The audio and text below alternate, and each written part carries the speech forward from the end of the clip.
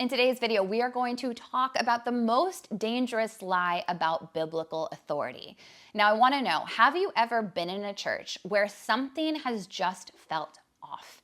Like nothing was obviously wrong. The Bible was being quoted, Jesus's name was plastered everywhere. The leadership talked a lot about obedience and about submission, and yet you just felt really uneasy. You felt, hesitant to ask questions, to try to dig in further to biblical understanding. Or you were just very careful with your words. And maybe you were hearing things like, well, you should just trust our leadership. And don't say that. We don't want to create division. And, God's placed you here for a reason, and you just need to trust that. And over time, you've just started to internalize this problem and say, you know what, maybe I'm the problem. Maybe I have a heart posturing issue. Maybe I need to grow spiritually. I must be the problem because it doesn't feel safe to ever push back or to inquire about any of the teachings being taught. Now, I want to say this. What if what you're experiencing actually has nothing to do with your lack or willingness of, following biblical authority? And it has everything to do with the misuse of biblical language. Now, I want to dig into this conversation a little bit here just to shine a light on something that I've noticed. And I want to show you exactly what Scripture says to do when you find yourself in a similar situation amongst your church leaders. So here is the lie that's rarely talked about. And it's the most dangerous lie about biblical authority. It's this idea that authority means unquestioned control. Control, it shows up in subtle ways. It can sound like being told, you're not spiritually mature enough to challenge me on this. Or it sounds like, we've already prayed about this as the church leadership, so you just need to trust us. It looks like warnings such as, if you consider leaving the church, you're going to be stepping outside of God's covering. Now, suddenly Scripture, it stops being opened for understanding amongst the church body, and it really starts being used to shut down conversations church leaders don't want to have. And let me be clear, authority in and of itself, it is in fact biblical. And Jesus says all authority in heaven and on earth belongs to him. So the issue isn't authority. The issue is what happens when authority stops serving the church body and instead starts silencing them. Now, Jesus, he knew that this would be a problem. In the book of Mark, chapter 10, he points out that worldly leaders use power to dominate. Then he goes and he tells his disciples that his kingdom, well, it works very differently. Leadership in the kingdom of God looks like servanthood. And in biblical authority, it does a few very, very specific things. It consistently points people back to Christ. It welcomes accountability rather than avoiding it entirely. It encourages spiritual growth instead of trying to create dependence. Now, here's a question that I think is worth slowing down and for us to ponder. Is my church leadership, are they drawing me closer to Jesus, or are they increasingly tying my spiritual health to them? Now, some of you might be thinking, but the Bible does say that we should submit to our leaders, and that is true. But Scripture never separates submission from having Christ-like character. Biblical submission, it always operates under obedience to God first, and it never demands silence, fear, or blind loyalty. Spiritual control, it rarely announces itself. It shows up in moments like, you're about to raise a concern. Instead of opening Scripture and moving through the question together, you are there asking for clarity and for the conversation to just happen in a respectable way. But then all of a sudden it shifts to unity and loyalty and questioning, do you even trust us as leaders? You yourself probably begin to pull back.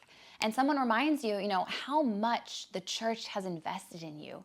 And you hear phrases like, God is using this to humble you. Don't run from refinement. Submission means staying. And then there's a moment where many people recognize, you're driving home from church. You're not feeling convicted. You're just feeling really heavy. you're not being encouraged by attending church. You're just feeling very confused and unsupported. And this thought, it crosses your mind. If this is from God, why do I feel afraid about speaking up instead of truly feeling led?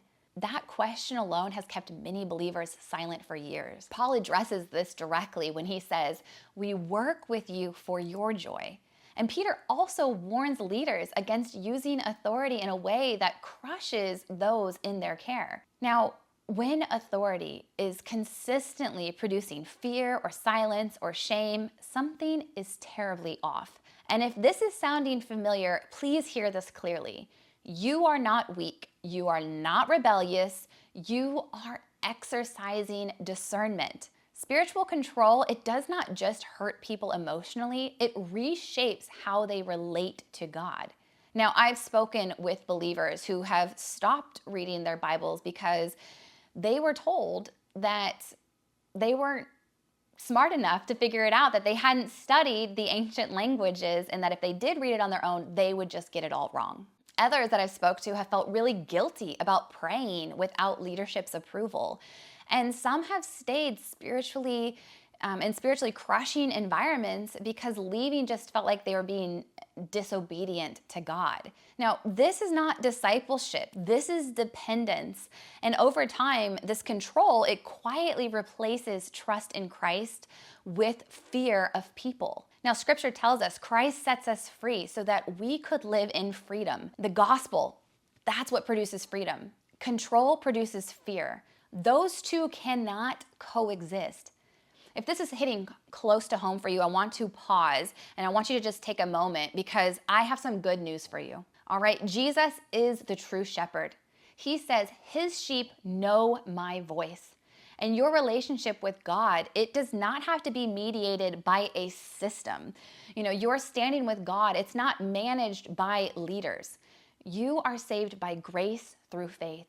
Jesus, he gave his life for you and he does not coerce, he invites.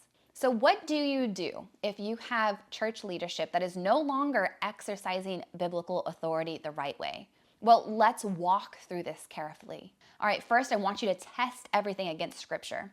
Believers in Acts, they were praised for examining Scripture daily. Second, seek godly counsel outside of the system. I want you to find a mature believer who is not directly involved and go and ask them for wisdom. Now, this is not about gossip. It's about finding clarity. All right, thirdly, I want you to pay attention to the fruit and ask honestly, am I truly growing in love and joy and peace? Or am I growing in fear and anxiety and silence? Next, I want you to pray for wisdom rather than permission. God gives wisdom generously to those who ask. And finally, I want you to remember this. You are free to obey Christ. For some of you, the hardest part isn't recognizing the problem. It's the fear that leaving means that you're failing God. But obedience to Christ was never meant for you to stay somewhere that is replacing him entirely. Sometimes faithfulness, it requires saying no to people in order to say yes to God. So let me just say this very clearly. This is not an attack on churches or church leadership. It is truly about protecting the gospel. When authority stops resembling Jesus, it's actually loving and biblical to press pause. Now, if this video has resonated with you, and I want you to know you're not alone. I think many of us here at one point or another have experienced this. And if you're looking for a safe place to explore this scripture, to gain clarity, to grow in grace, and to just have a safe community to converse with, consider joining us inside of the Narrow Pathfinders. I want you to know that you do not have to have a Bible degree to begin reading the Bible. The Holy Spirit will reveal to you what needs to be revealed when your heart posturing is Christ-focused.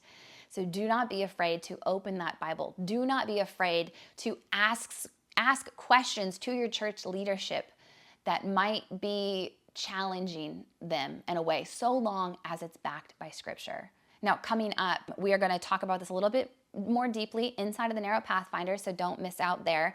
And also in the next video, we're going to be exposing another modern Christian church lie that too many of us, myself included, have bought into, and enough is enough. We've got to break free from this.